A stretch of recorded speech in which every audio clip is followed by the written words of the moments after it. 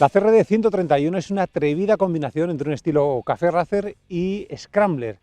que además desafía a los supersticiosos con ese número 13 que tiene pintado en el depósito esta BMW R100 RS de 1978 que se matriculó en Santander y que, siguiendo las modificaciones habituales de Café Racer Dreams, como veis, ha tomado una nueva vida.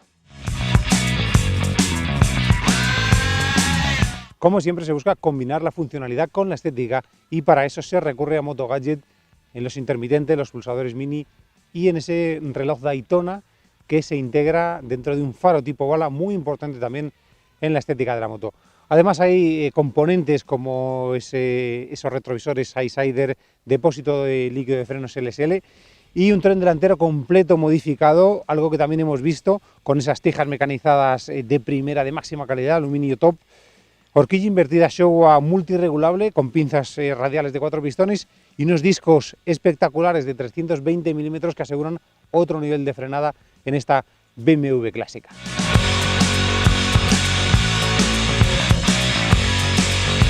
La CRD 131 destaca por esa estética súper compacta en la que tienen mucho que ver los guardabarros artesanales recortados y también el depósito y el asiento monoplaza, ese conjunto con un asiento que además combina tanto en decoración como en diseño con los puños Bilwell.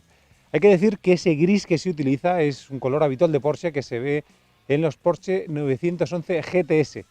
También en línea con ese gris con el negro vemos los amortiguadores ISS G-Top, estriberas Tarozzi y los escapes Trumpet acabados todos en negro mate, que además aportan, como siempre comentamos en estas preparaciones, un toque extra al motor gracias también a los filtros KN ovalados que consiguen que respire un poquito mejor, que tenga más carácter y que corra también un poco más. Así que CRD vuelve a hacer una moto estéticamente muy impactante, combinando esos estilos con multitud de piezas artesanales, también como además de los guardabarros el soporte de la matrícula, y gracias a ello tenemos una moto que entra por los ojos y que gracias a las mejoras de la parte ciclo también te hace disfrutar en la conducción. Así que todos aquellos que busquen diferenciarse saben que CRD es capaz de hacerlo como nos muestra esta 131.